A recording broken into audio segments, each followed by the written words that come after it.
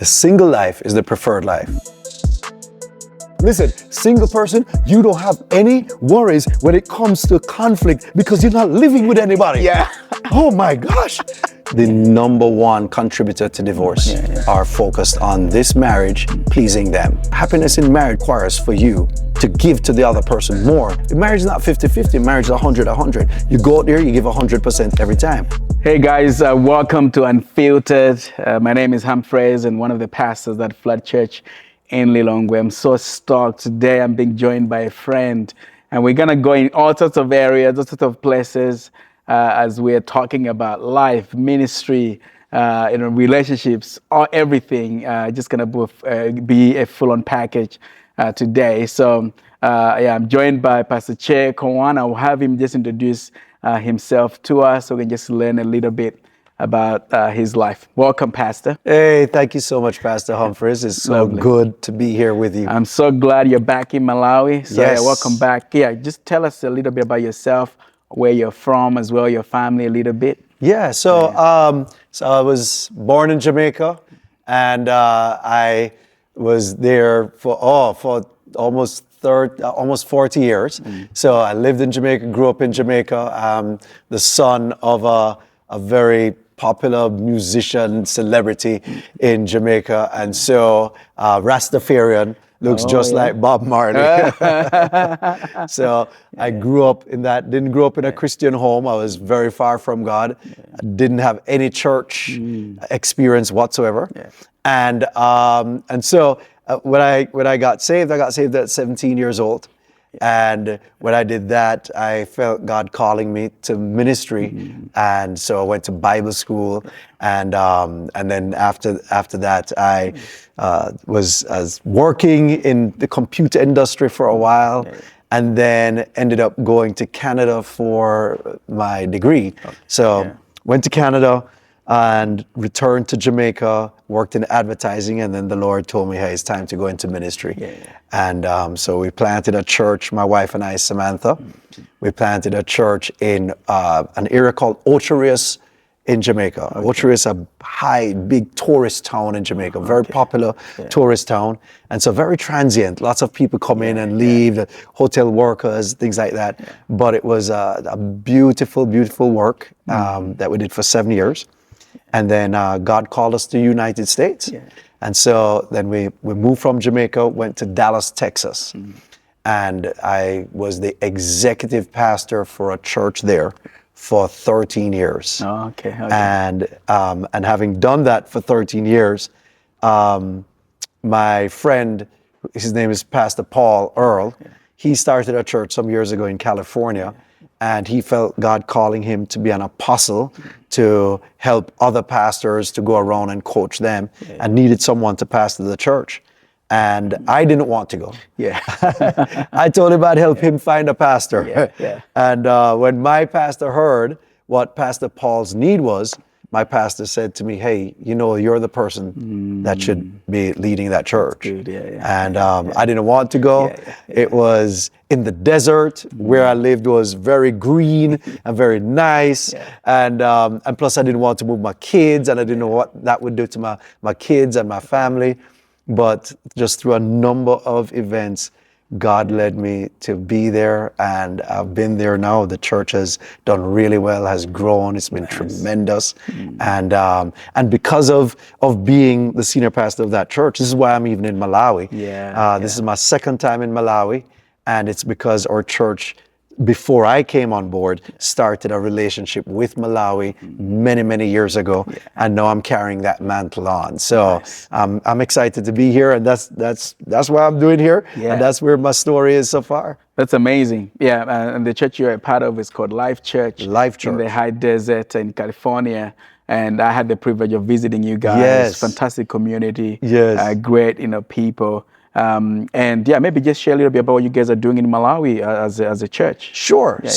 Many years ago, we had connected with a work called Grace of God Orphanage. And we'd gotten very involved, started giving quite a bit of money to Grace of God. And then after a while, the orphanage shut down. And so we had the opportunity to turn that orphanage into a school.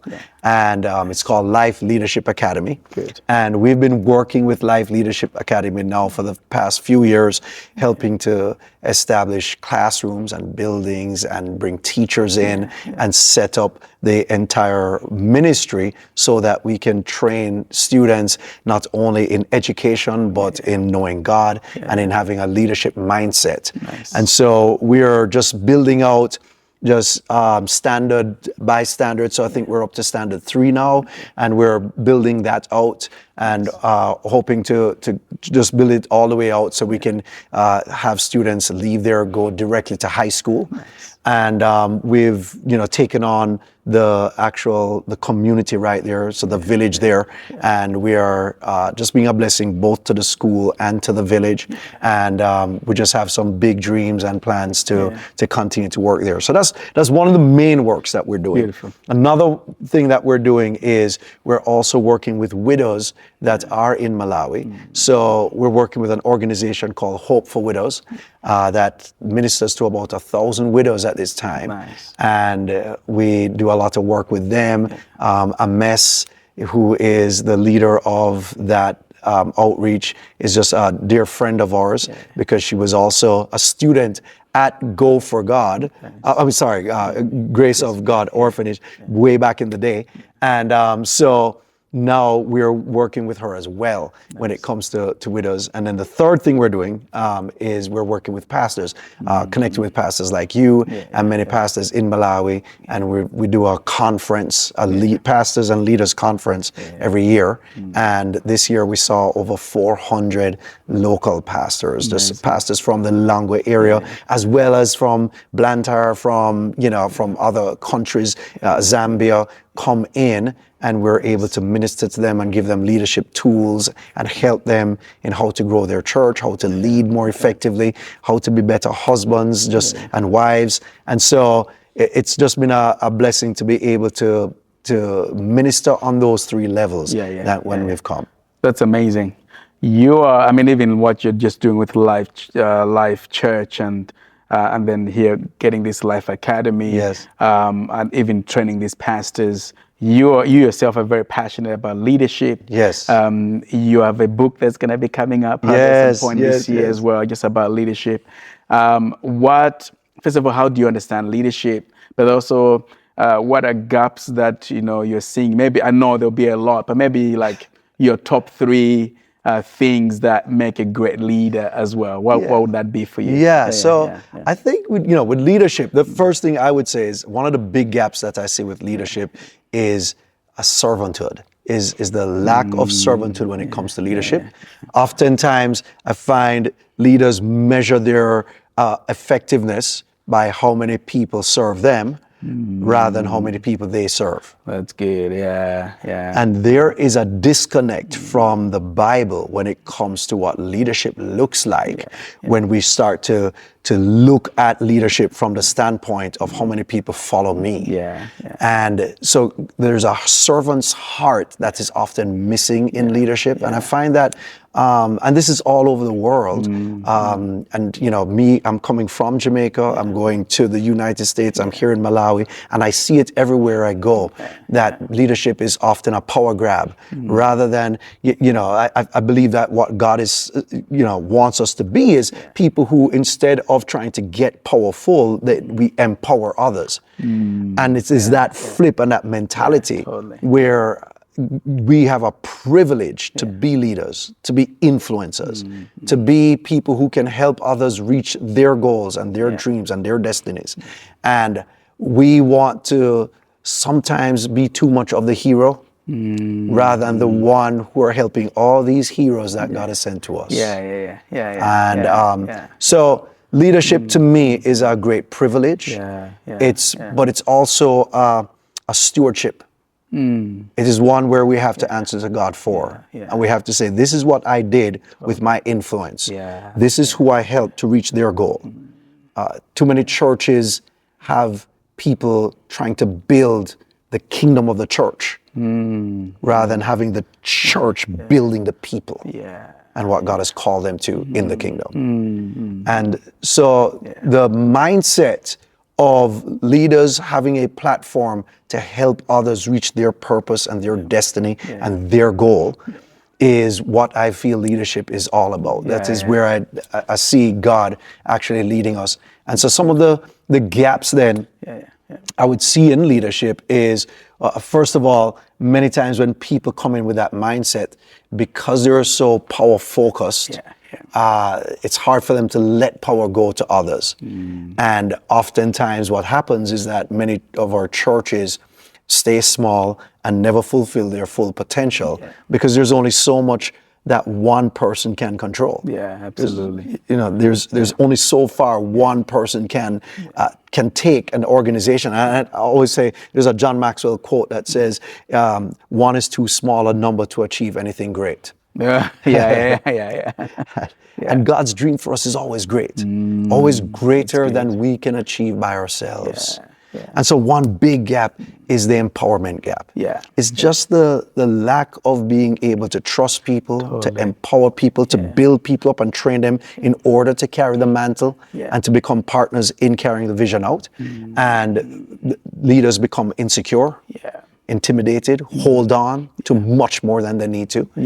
And that is something that I hope to train leaders and help leaders and teach leaders is how to empower others and help people become just stronger that way. That's good. We see it in the book of Acts where the disciples recognized they had a problem. The Bible says it this way. Acts chapter 6 verse 1. It says, in those days the disciples grew in number and there arose a complaint among the widows. The Hellenistic Jewish widows were complaining against the Jewish widows, and the problem was that they felt they weren't getting enough food, that the distribution of food was uneven and unequal. And so the disciples recognized they didn't really have a widow problem.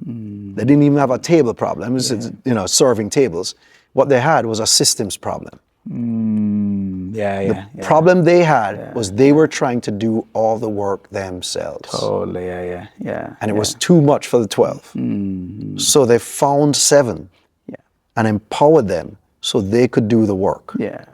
And that caused a multiplication of disciples in the area.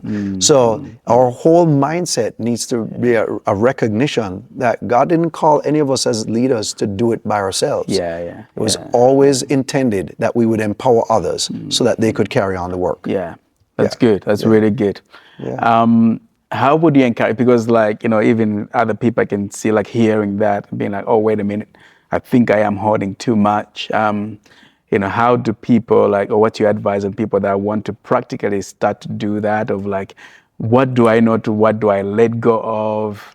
How do I steward even the letting go? Am I letting go of something too much, putting on a burden? Because that's often some leaders struggle with I don't want to burden other people more. So it might be coming from hey, a good heart, but you're then also holding too much. How do you decide what to let go, what to still keep? What would be your advice for somebody that might be struggling with that? I think there are multiple sides of it. One side of it is giftedness. What you are gifted in is not what someone else is gifted in. And the thing that burdens you will actually be a joy to someone else. And so if you recognize, what I recognize is when I hold on to things, even the things that frustrate me because I'm afraid of giving someone else, I'm actually denying someone else of their calling. I'm denying someone else of the reason why God formed them, created them, designed them for the kingdom. And I'm holding on to it because I think, oh no, if it's a burden to me, it's going to be a burden to you. That's not true. God designed that person to have joy in the thing that frustrates you. And so in knowing what it is that you're designed to carry, how God has actually shaped you and designed you in order to impact his kingdom, it helps you to know what things don't belong to you. What things should not be on your plate. And you have to, even in that, be praying, God, send me the person who's supposed to take, this thing needs to be done, but it is not a part of my joy. I may do it, but I'm not going to do it well as someone who is actually designed to do that.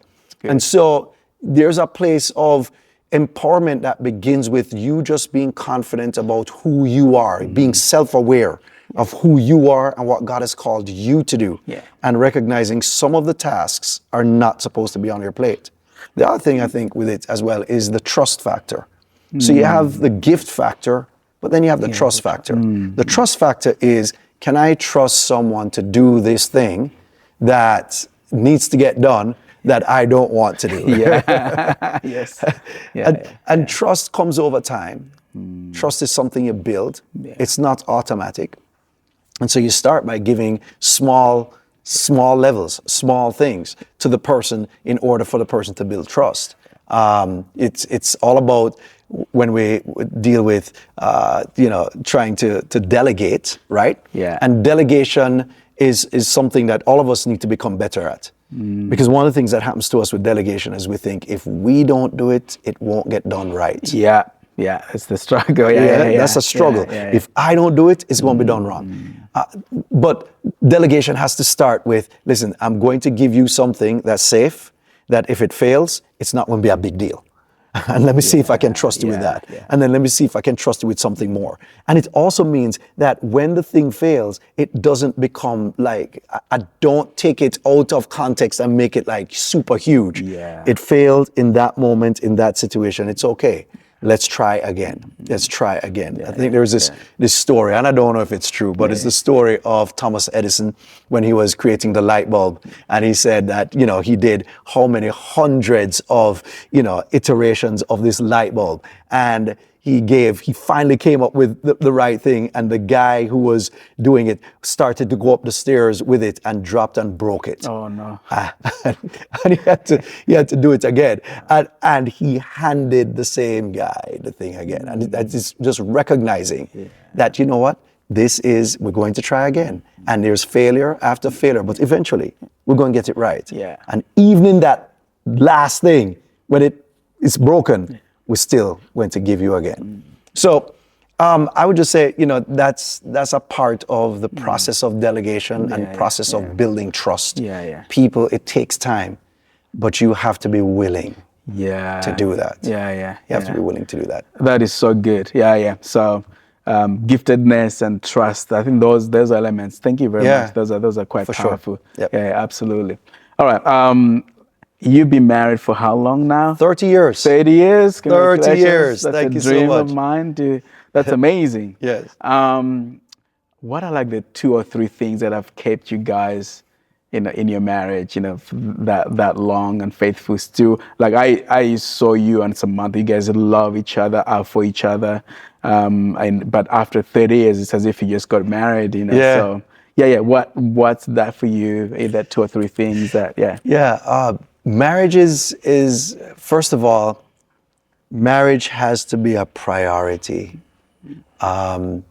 It's as much as I'm a leader, as much as I lead a church, as much as there's all of this stuff happening in my life, marriage has to be a priority, and she has to know it's a priority. And that's the important thing.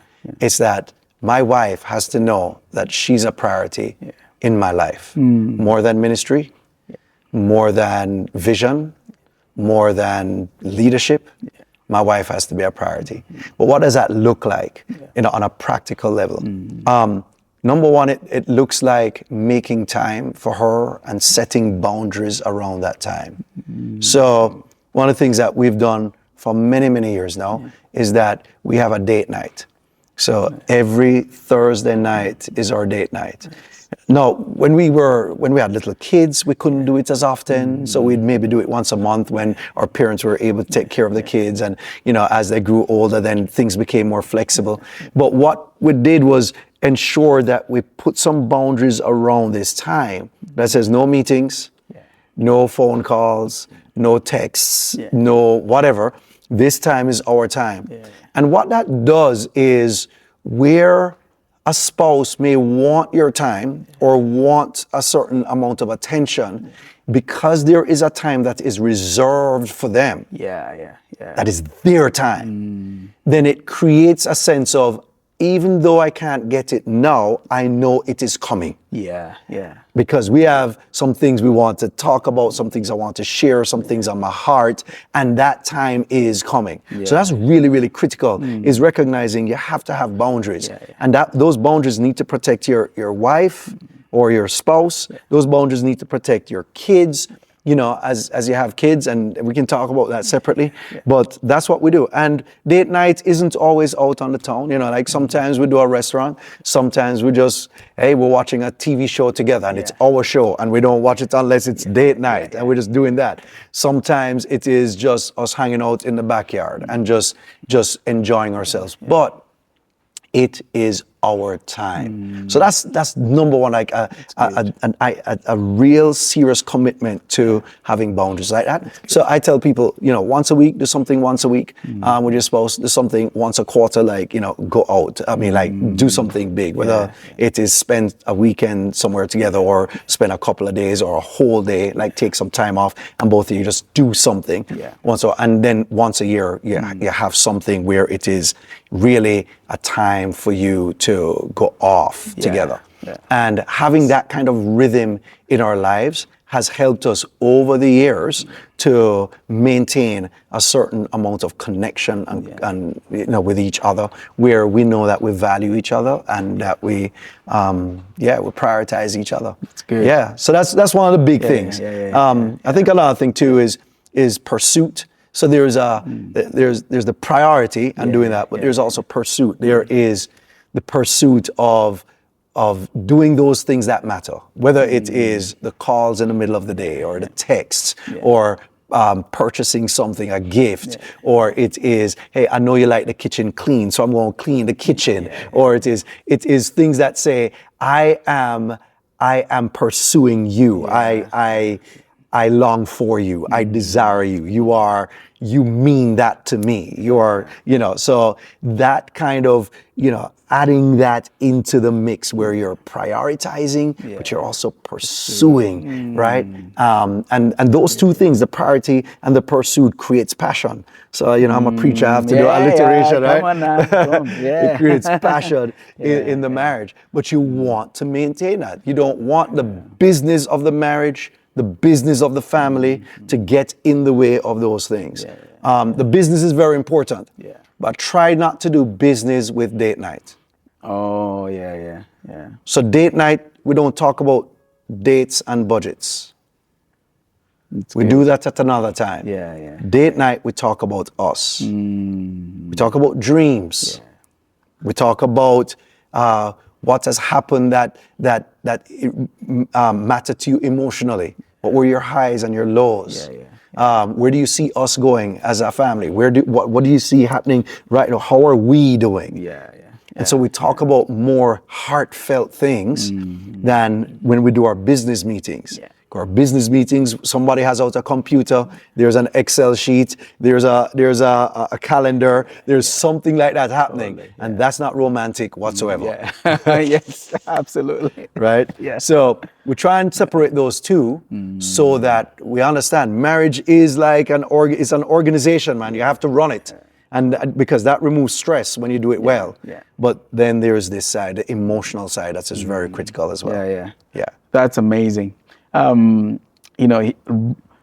Maybe more recent here in Malawi, I would say, because before you would hear of divorce, happening, but it was like, every now and then sort of thing. But at the moment, you're seeing it a bit more, which is kind of like a bit strange, for most people here, because, I'm not dismissing why someone, divorced or like, the reasons why, are happening. There could be all kinds of reasons as well. You're a pastor, so probably you have dealt with couples that are struggling, maybe some even like, going through a divorce as well. What are like some gaps that you're seeing in the marriage element of things that are maybe leading to divorce? And any thoughts that you might have, if those things you reckon that this could be resolved?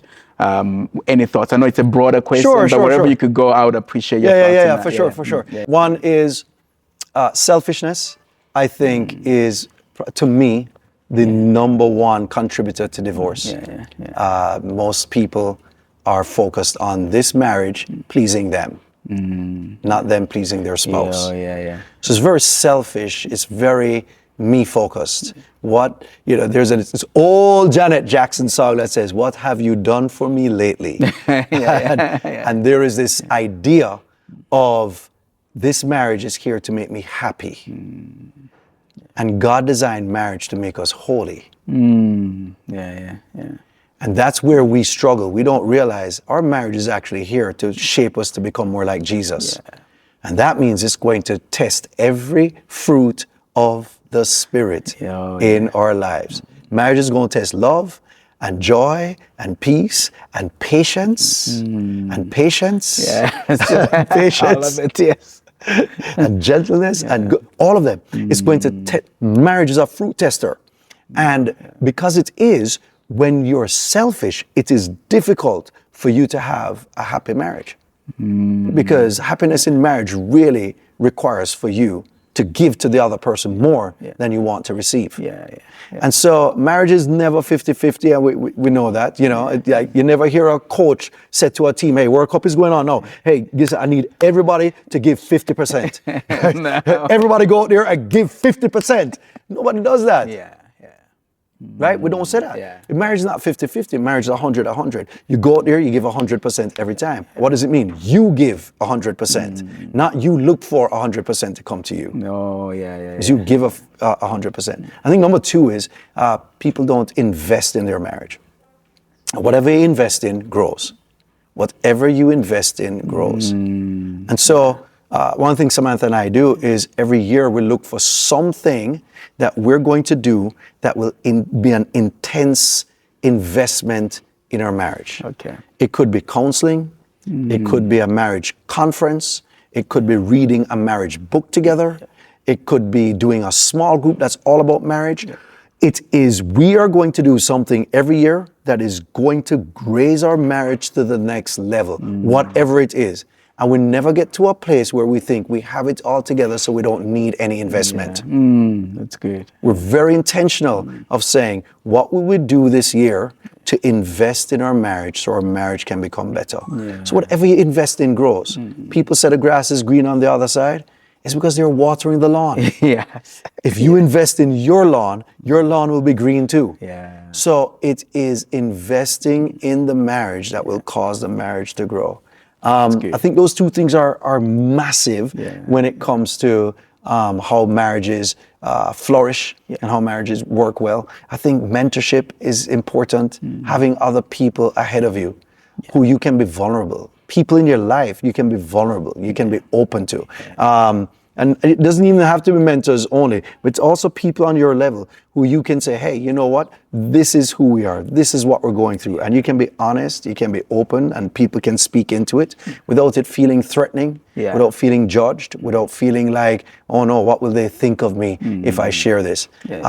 It is good to have that kind of thing. And the last thing I would say is this. Each individual in the marriage needs to know themselves. You be really self-aware of you and self-aware of the other person. Self-aware in terms of how do you manage conflict? How does the other person manage conflict? I find this issue around conflict and how we address conflict is one of the biggest destroyers of marriage. For example, I am an avoider when it comes to conflict. So I get very anxious when when conflict starts to arise, I get anxious. And so because I get anxious, I'm an avoider and I'm a pleaser. So I'll try and fix the thing as soon as possible so we can end the conflict right now. The milk spilled, I'll clean it up. Don't worry about it. I'll clean it up.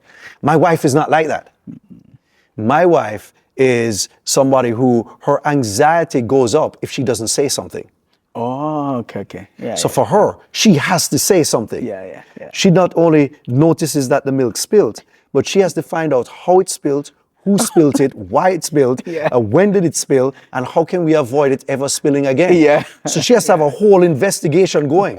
So I am cleaning it up, hoping that she'll be all right. Why are you making a big deal? It's cleaned up. But for her, that's not the issue. The issue is not whether it's clean or not clean. The issue is, how did it spill in the first place? Let's resolve that. Exactly. So please a me, avoid a me goes, hey, I don't want to talk about this. Why can't we just be done? And her anxiety is killing her because I want to end the conversation now. Yeah. She goes, I can't live unless we have a long conversation about this. Yeah. I want to cut her off right away. This leads to so much frustration in marriage because you don't realize your own makeup and how you deal with conflict and how they would deal with conflict. And your anxiety is telling you there's something wrong with this woman because she won't let things go. And so her anxiety is telling her there's something wrong with this man because he don't want to address the issue. Yes. Yeah. Wow. The conflict, and it creates all kinds of separation. Yeah. Because now you have two people who have different styles of dealing with it, and they're in two different rooms. They're sleeping separately. They think each other are the enemy, and they won't get on each other's side and recognize, you know what? There is a difference in how I deal with anxiety and conflict and comfort, and how you deal with it. And I need to learn you, know you, understand you, and you need to know me and understand me so that we can see how it's going on. Yeah. So, hey, babe, I get you that this frustrates you, but can you be a little bit more gentle because my anxiety says I need to run right now. Yeah. And she says, babe, can you stay with me? Even when you feel like running, can you stay in the conversation, even when it feels hard? Yeah. So we've had to learn how to do that and fight our own anxieties in order to address the real issues. That is awesome. That is awesome. Thank you for sharing that. I think before we move on to this marriage space, because we have touched on this, more likely there's couples who are hearing this and they may be in the middle of a conflict. Yeah. And some of them, it's not just like, a conflict where I spilled the milk. Yeah. But actually, maybe they're talking about maybe we should be done. And, what would you say to a couple like that that's going through a hard season right now? The first thing I would say, it is so difficult to see the real issues if you're in the real issues. It is really hard for you to see what the issue is if you're in the thick of it. This is why it's so critical for you to get a third party, get someone who is much further ahead, someone who is mature, whether that is a pastor or a counselor or an older couple who can help you to navigate some of the things. Because you don't see the patterns, you don't see your contribution. The enemy has a way of making you feel like your spouse is the enemy. Yeah. And he disguises himself. Yes. And so now you're thinking the problem is, I just can't live with this woman. I just can't live with this. Here's a person you couldn't live without. Yeah. And now you're thinking, oh my gosh, I can't live with them. Yeah. And it's because you can't see the issue for what it is. You're only seeing the clash. You're only seeing what you consider unreasonable from the other person. Yeah. So I would say that having somebody come in and helping you to navigate through what is going on would really help. The second thing I would say is, and it has to do with the same issue, is that we don't often realize how much of our childhood is actually playing into our current relationship. Yeah. We don't recognize how much of the messages that we've learned, the hurt that we've received, the struggles we've gone through, the things that we have convinced ourselves of as a child is now playing and wreaking havoc in our relationship. It could be anything from, man, I grew up poor, so I need to hold on to every cent that I have. And now that you're an adult and you're married, you can't get along financially because of all of these fears that are bubbling up on the inside. And you think it's just right. You're not even realizing that this is a fear-based, anxiety-based issue that's connected with your childhood. Instead, you are just thinking this is the right way. And now we can't live together because this person and how they deal with money. And that matters about money, sex, rearing children, you name it. It affects any area of our life because of what we've gotten hurt with. Totally. There's a scripture that says, it's in Ephesians chapter 4, and it says, be angry and sin not.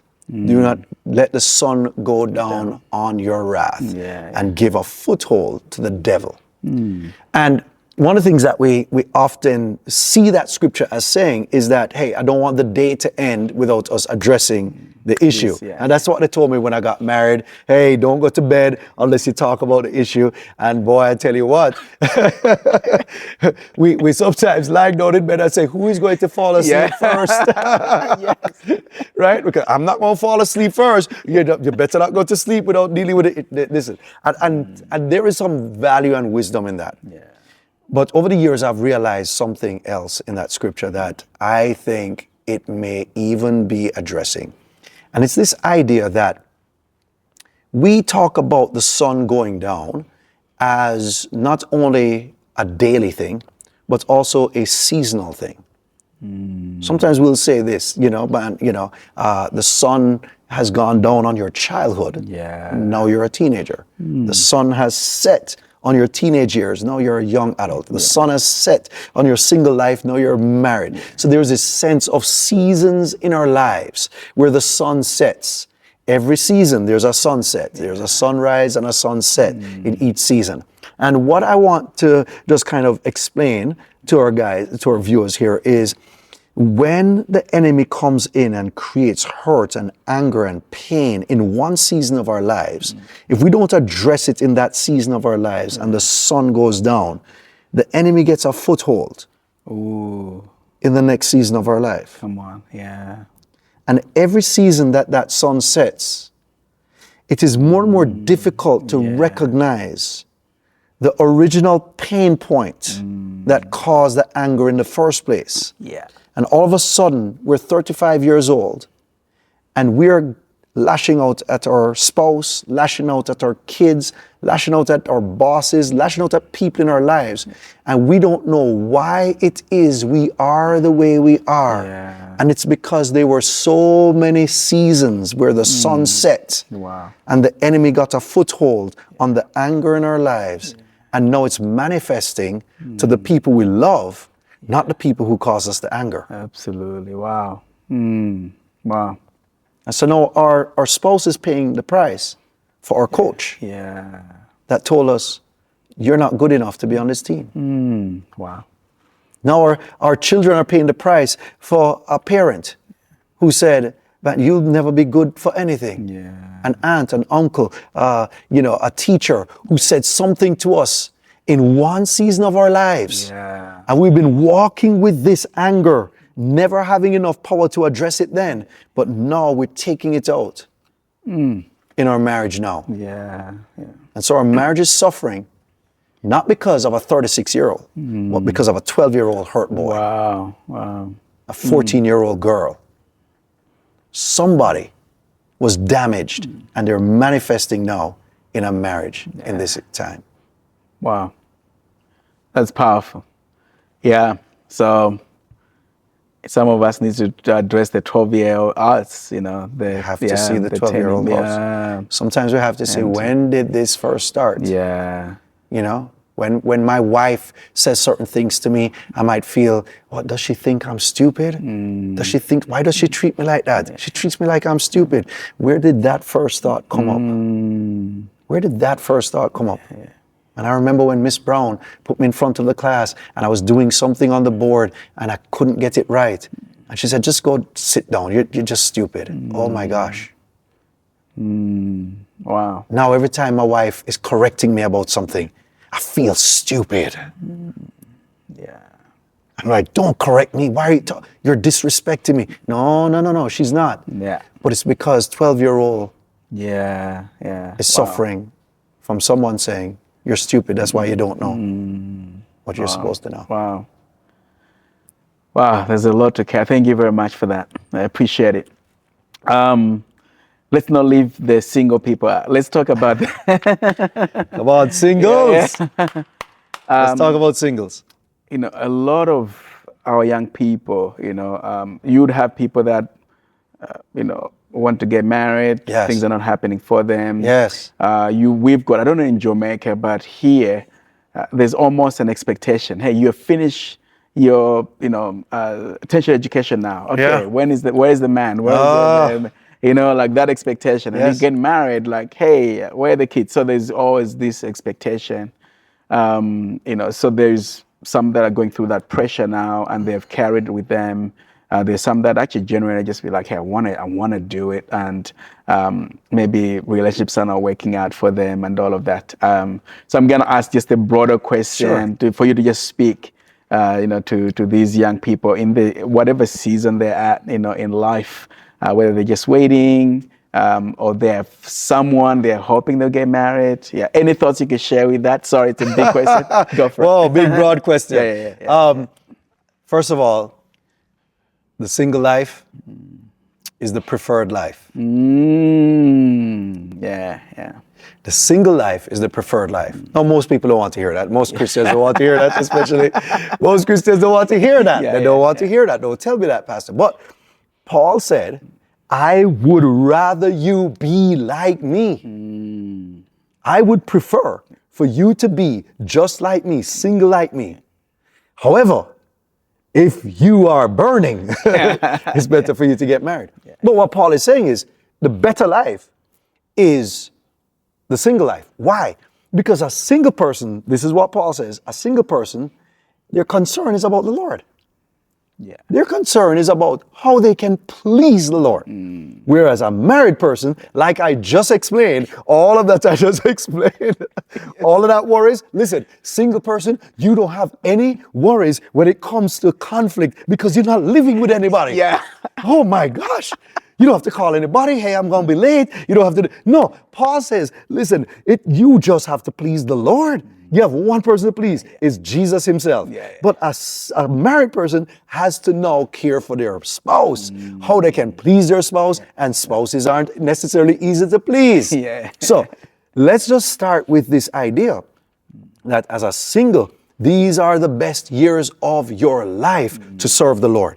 The problem is, a lot of times singles aren't serving the Lord. They're serving all kinds of other things. Yeah. They're serving themselves. They're serving, whatever trend is happening. They're serving all kinds of things. And as a single, if you're single and not serving, you're in sin. Whoa, come on. Speak to I my tell you people. what, we don't want to hear this though. Here we go. Speak to my people. Yes, I'm speaking to your people right now. If you're single and not serving, you're in sin. What are you doing with your time?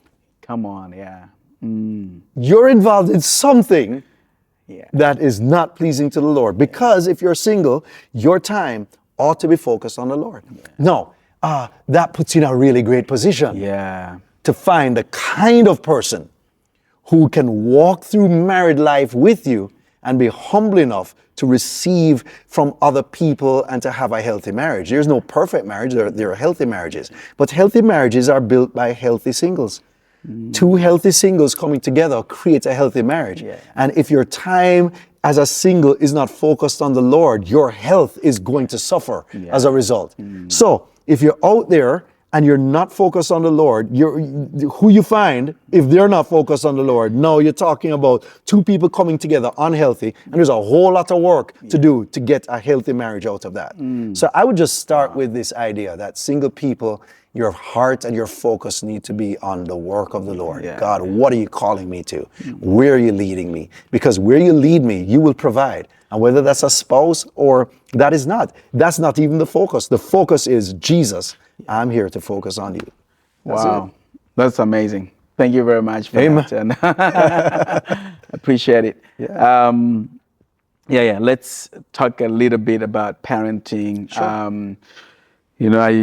I saw you lead. I think your daughter was with you. You get great chemistry with your daughter. Absolutely amazing to see.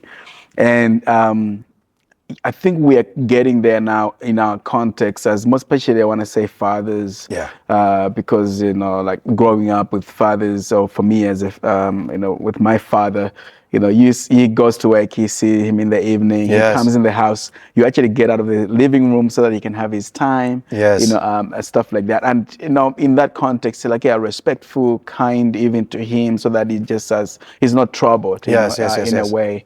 But then also that creates a distance, that there is. What are some of the things that you found helpful in your own parenting, connecting with your children? Practically, how have you done that? And maybe that could be also an advice for us. So I have 3 children.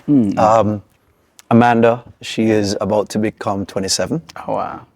Joshua, he is going to be 26 in a few months. And then Cyan, who is going to be 17 in a few months. So we had a big gap between the second one and the last one. And so, and the 2 growing up, it was chaos. They were so close together. She was, the boss, and he was the annoying little brother, and they would clash. They were, oh my gosh, they would clash so much. And so there are some things that we did as parents that really helped to develop the relationship we had with them. One of them was we established really early in their life a family night. So whereas I had date night on Thursday night, and they knew it was date night, and they weren't to disturb mommy and daddy on date night. It was our night. Their night was Friday night.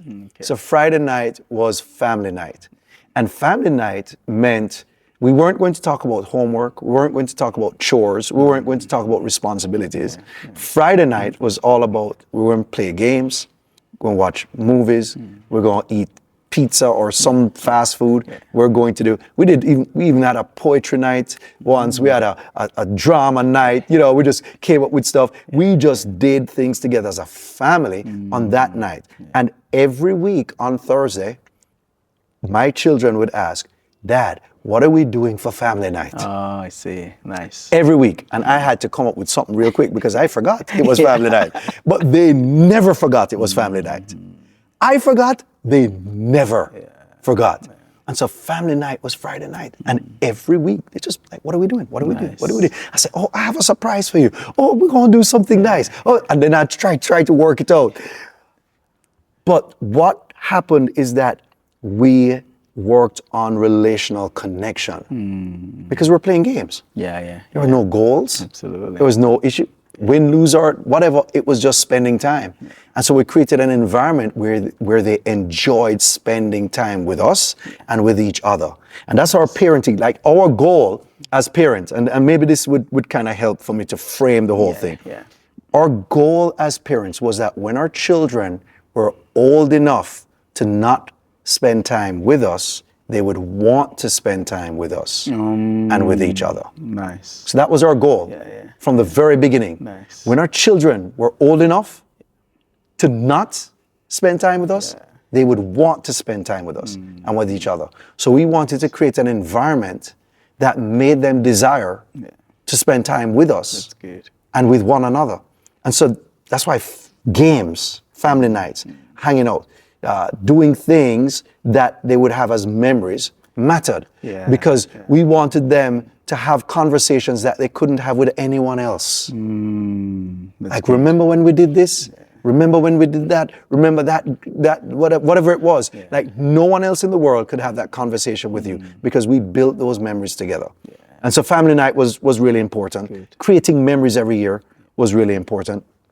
And one of the things I did was when my son was 12 years old, I started taking him out to breakfast one-on-one, just me and him, on a Saturday morning. So on a Saturday morning, we'd just go to there was this restaurant in America called IHOP, International House of Pancakes.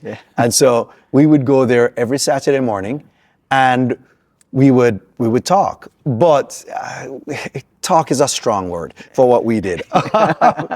Because at first it started off with me going, I want to make this boy into a man. So I had a book I was going to read through it, and that got he wasn't paying attention, he wasn't into it, all that. So eventually I said, all right, Josh, what do you want to talk about? And he was like, you don't want to hear what I want to talk about, Dad. I said, no, tell me. Well, all I want to talk about is Pokemon. Yeah.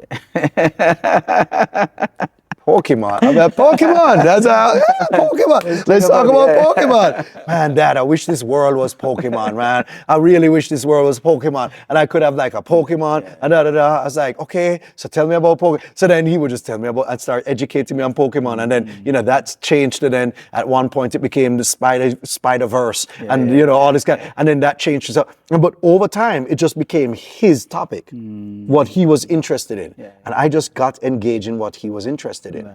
And what I found was because I was engaged in what he was interested in, he eventually became interested in what I was engaged in. Nice. And so it really was a matter of sowing and reaping. Yeah. It was a matter of keeping the conversation open for things that they wouldn't think was important to me, so that when things came up in their lives, they would want to share with me. Absolutely. Because they would know I gave them the kind of attention that they really craved. Wow. So that's a second thing, I think. Good. And I've done that with each of my children. Okay. So the 17-year-old, I'm doing her with it. And so every Monday, she doesn't have school on a Monday. So every Monday, she and I go out for lunch together, and we just talk. We talk about school. She's not into Pokemon, praise the Lord, or she is, but she doesn't talk about it. But she talks about, you know, just all kinds of other things, and we just engage. The third thing I would say is this. Really, when my two older kids were about 14, 15, I did something very unique, I suppose, because I just haven't heard other people talk about this. But I told them that if there was anything that they needed to share with anyone that has happened in their life or in our home, that they should not be afraid of ruining my reputation. Wow. And that they should feel free to share it. Wow. And I said, I have spent years building my reputation. And there's nothing I've done, because who I am publicly is who I am. But I mean, listen, you have to be a person of integrity to say this, by the way. You can't say this and live like a double life. You can't do that. But I said, I've built my reputation all this time. There's nothing you can tell others about how you feel about me or how you feel about your mom or what you think might have happened that can destroy it. So it's okay. Whoever you need to speak to for whatever you may be going through, feel free to do that. I want you to have permission to do that. Good. It was really important to me because I didn't want them to feel like I had things in their life that they needed to shut down and not talk about and was some family secret and they needed to keep in the dark. I'd never wanted that to happen in their lives. So I wanted them to feel free to be able to share whatever. And what that did for them and us is that it made them free to share anything with us. That's good. So all the stuff my children were doing that they knew were bad, they would share it. They would share it with me.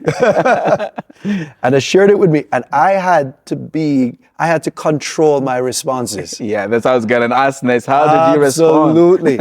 I had to control it I had to recognize that relationally, it was more important for me to have an open relationship with them than to correct them. And that sounds wrong. I know it sounds wrong on all kinds of levels. But here's what I'd recognize. I used to be a youth pastor. And what I found is that children would come to me and talk to me about stuff that they could not talk to their parents about because they were afraid of their parents' reaction. And what I wanted to do was make sure that they were never afraid of my reaction. Even when I spoke to them, correcting them, I would speak to them not from a place that was reactionary. It was a place of wisdom. It was a place of grace, a place of gentleness. So I would correct them, but not in a reactive way, not in a knee-jerk reaction. I would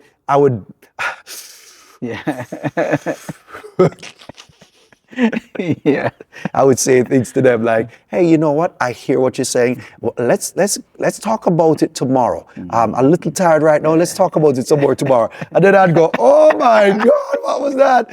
Lord, give me strength," because I didn't know what to do in the moment. And so I would buy myself time so that we could talk, but I would try and speak in a measured wisdom rather than anxious and fearful, because I didn't want them to feel I can't tell daddy this. Yeah. And by the way, because I'm married, which this helps. A single parent is a little bit harder for single parents sometimes, but because I'm married, there are some topics my wife was better at and some topics I was better at. So sometimes it was like, "Hey, this one is for you. Yeah. You deal with this one, because my heart can't take this one. This one, I am out. My heart, I can't do it. I can't do it. I'm going to betray my feelings. If it's going to come out." So, but it was to create an environment that said you are safe saying whatever it is you need to say. Yeah. You're safe saying it, and that was really, really important. And so throughout my daughter in particular, she's very, very committed to Jesus right now. But she went through some years where she was really far, and she would tell us everything she was. Oh my gosh, it was bad. She would tell us all these things she was doing, and we just had to be there and say, "Hey, you know what, Amanda? Listen, we're praying for you, and we love you, and you know what? Hey, you know what? Let's talk about it some more. Let's see how we can help you navigate this." And we just try and hit her with wisdom. Nice. Just try and hit her with wisdom. I remember one time. I'll give you one. I remember one time my son said to me, "Hey, Dad, there's really nothing wrong with weed, you know."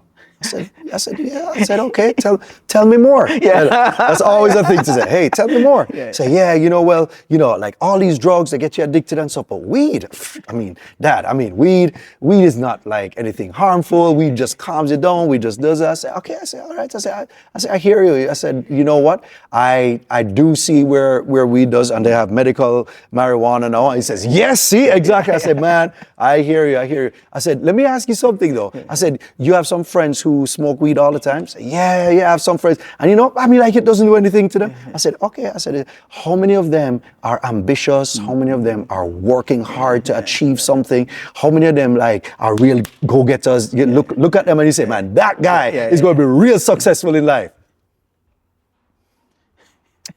No, none of them. None of them. I said, "Yeah." So I said, "Hey, if you want to smoke weed, that's cool. But here's the deal: if you want to achieve and be successful, then I don't think weed and you would agree. You can have a big dream and be a weed smoker. So hey man, you have a choice to make: dream big or smoke weed." It's like, "Yeah, I see what you mean, Dad. I see what you mean." That was it. But that was the conversation. Because now it became not about weed is bad, it became about wisdom. Totally, yeah. It became about wisdom. Good. Yeah. Wow. Yeah. That's good. Thank you for sharing that. That's awesome. Yeah. Wow. I cannot believe that we're almost towards the end of this. Maybe to just like take still a few more minutes from my team, because I can do this all day long with you. And just your wisdom and how you approach life is absolutely amazing. Let's just finish on the spiritual side of things. Thank you. Our young people here in Malawi, you are in the thick of it in America with this thing called deconstruction. That's happening a lot. And here it's popping up. It's not fully fledged, but we're seeing it, and I am mostly in the city, where people say, "I'm deconstructing," or "I don't like church anymore. I don't," how are you dealing with that and the wisdom? Because probably you have encountered a lot of things there. The thing that I've found more and more happening nowadays with young people, and when it comes to whether it's deconstructing or not seeing the relevance of church or any of that, is that young people more than ever before are very, they're almost hyper-focused on two things. One is community and the vulnerability and openness that comes with community and and that sense of safety within community. So anything that has to do with safety and having a safe place and all of that, that's number one. I think the other two is an experience, is having a transcendental experience with God. That church being just about a form, just being about going through like even teaching and just teaching, or just they want to have some experience. And I think those two things somehow kind of lives a little bit outside of the doctrine of Christianity. And so they're deconstructing the doctrinal side. They're deconstructing the religious teaching, and which is very, very important, by the way. So the understand. So the kind of destroy, and they're looking for something that is emotionally, connecting. And so they gravitate towards all kinds of things in the world as a result of that. And the church also has to recognize that there is some value in what they're seeking without losing the doctrinal strength of the truth that the word brings. And so a part of it is that we have been working a lot at, and it is helping our older generation to actually do this, is to become more vulnerable and to become more open and to become people who can talk about their flaws and their faults and their mistakes and those failures, to talk to the preachers, to the people who teach, to not set yourself on a pedestal that says, I'm the hero, I'm the person that has it all together, but to say, hey, I'm broken too, and that Jesus loves broken people. Jesus loves people who don't have it together. Jesus, I like to use this phrase, Jesus liked people who were nothing like him. That's good. And they liked him back. Which means how Jesus approached people who were sinners, right? Who were far from God, people who were tax collectors. The way he approached them was in such a way that they were attracted to him. Why would they be attracted to a person who was so holy and perfect and righteous and not attracted to the Pharisees? In fact, the Pharisees thought, Jesus is like us. Why is he eating with them who is not like him rather than eating with us who is like him? Like, I don't understand. Why does your master eat with sinners and tax collectors? And Jesus would say, hey, listen, I've come for the sick. And a part of that declaration of the doctor coming for the sick, and I have come is really calling Matthew and his friends sick. Oh, yeah. And I mean, Matthew and his friends could have been like, what are you doing? You're calling us sick? What is wrong? But, come on, Matthew, you're sick. Like, come on, you're sick. Yeah, well, right, it's true. Yeah, I am sick. But it is the fact that I loved you and accepted you in your sickness, in your farness from God, in your brokenness, in your hurt, in your pain. The fact that I accepted you and loved you in that is what made that person go, I want to be with him. I want to be with Jesus. But he doesn't make me feel like a second-class citizen, even though I know I'm messed up. Yeah. And that is part of what the church has to get right, is for those of us who are further in the Lord to be able to say, hey, I'm a Matthew too. Yeah. I'm broken too. I'm sick too. There's some areas in my life that, man, Jesus still needs to be Lord of. And I'm still trying to submit that fully to him. And I'm still working through. And my wife and I still have arguments. And like there's some issues I'm going through right now. So I think that's one thing, that vulnerability, that community, that sense of connection in that needs to be real. That needs to be authentic. I mean, they talk about authenticity all the time, and we have to be careful with that word, because authenticity can just sound like, hey, I'm just telling you all my problems and I'm just telling you all my trouble. But if there is no truth that comes with the authenticity, then all of us just become sort of a support group. We don't just want a support group.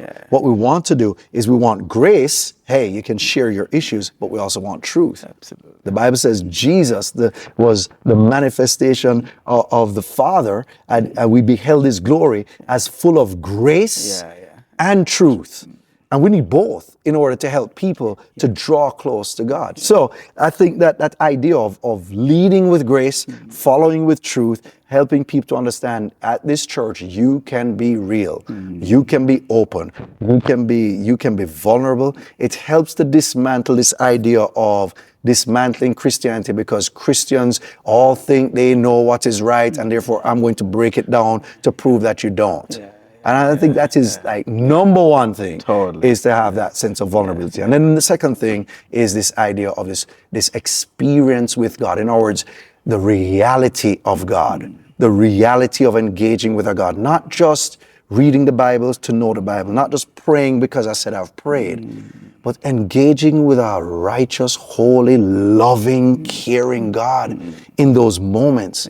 And so part of one of the things I teach our people is you're not reading the Bible to impress God with your Bible knowledge. Yes. God knows the Bible. You don't need to impress him with that. You're not praying for the sake of prayer. If reading the Bible doesn't change you, if praying doesn't change you, then you're wasting your time. Because then it's just an act, it's just a form. We're talking to our people about things like solitude and Sabbath. We're talking to our people about spending time in silence. We're talking to our people about engaging with God in a way that says, God, what are you forming in me? What are you doing in my heart? Not just what am I doing as a Christian. So we have this mission team that is here. And, last night I asked them this question. I said to them, hey, so we're close to the end of the mission trip. What has God been forming in you? We love that you're giving. We love that you're doing all these things. But what is he changing in you? What is going to be different? What is going to be more like Jesus about you when you leave? That's good. That you can actually go, I have changed. And so helping young people to experience the Spirit of God in our services, but in their times alone with God. I have been one of those preachers that I love the feeling of the gathering of people and sensing God's presence in there and God doing all kinds of things. But I have not emphasized as much the sense of God's presence alone and being with him. And that's something that I'm working with people in. I feel like the prodigal son. I'll end with this. The prodigal son left the father because he felt like the father was in my mind almost like a slave master, like, hey, just give me my thing and I'm leaving. And then at some point he came to himself, and the Bible says, I'll go back to my father and I'll say, Father, make me like one of your servants. And because I've sinned against heaven, I've sinned against you, make me like one of your servants. And even though he came back, he still came back with a wrong mindset, because he came back to the father with the father as a master and him as a servant. And yet the father ran to him, not as a servant, but as a son. And many times, whether we're in ministry, you and I are in ministry, but there are people also in our churches who approach God as a servant and not a son. Just, God, what do you want me to do for you today? God, give me wisdom to do for you to do. Just tell me what to do today. God, I just want to do. God, I don't want to miss your purpose. I don't want to miss your will. Oh God, just tell me what to do. Tell me what to do. Tell me what to do. We have a servant mentality. We don't have a sonship mentality. God, I just want to spend time with you today. That's good. God, I just want to sit in your presence today. God, I just want to be led beside still waters and lie down in green pastures today. I just want to feel you, sense you, be with you today. The father just wanted to be with his son. The son said, just tell me what to do. I just want to be a servant. I says, a servant isn't good enough for you. It's good. So amazing. Wow. Thank you very much, Pastor Che, for joining in today. Wow, what a powerful conversation that we've had. So I want to give you a minute, or maybe even less. You're going to look into that camera. All right. And I wanted to speak to someone who is wondering, how can I have Jesus? How can I follow Jesus? Just like a gospel presentation, just for a minute. Go. I'll tell you what, you have a purpose. God created you with a purpose from before you were born. God knew you. And God designed a purpose for you in this world. But like anyone who has manufactured something, the manufacturer has in his mind the purpose of the thing he manufactured. And it's so difficult for someone to understand the reason they were created unless they know the Creator. And here's the thing about your Creator. He is so loving and so gentle and so kind. He's done everything he could to have a relationship with you so that he could give you your sense of purpose and why you were created. In fact, he went so far as to sacrifice his only son to say, you know what, this is how far I will go. I will love you even over my own dead body. And so God invites you and says, would you allow me to be your creator, your father, your friend? He wants you. He loves you. He longs for you more than you could ever long for him. And he invites you into a relationship with him and just says, come, I've got so much for you. Come follow me. Amen. Amen. That's absolutely powerful. And if that's your longing, just invite Jesus. Say, Jesus, I give you my life. And let us know. You can text the number below that I've received Jesus. I want to follow Jesus. And we're going to reach out to you. Or you can just write in the comment section as well that I want to follow Jesus. And we're going to reach out to you. Our team is ready to be praying for you, but also to guide you on the way as you're following Christ. Thank you very much for joining in today in this podcast, Unfiltered. Pastor Che, one more time, thank you very much. Your wisdom, absolutely powerful. And I know what you've shared today is going to resonate with a lot of people. I know it has for me. So thank you very much. We appreciate it. And you leave tomorrow. Yes. Wish you a safe trip back home. Thank you. And I hope to see you and have you back next year Amen. at Flood, but also in Malawi. God bless you. Thank you for joining us today.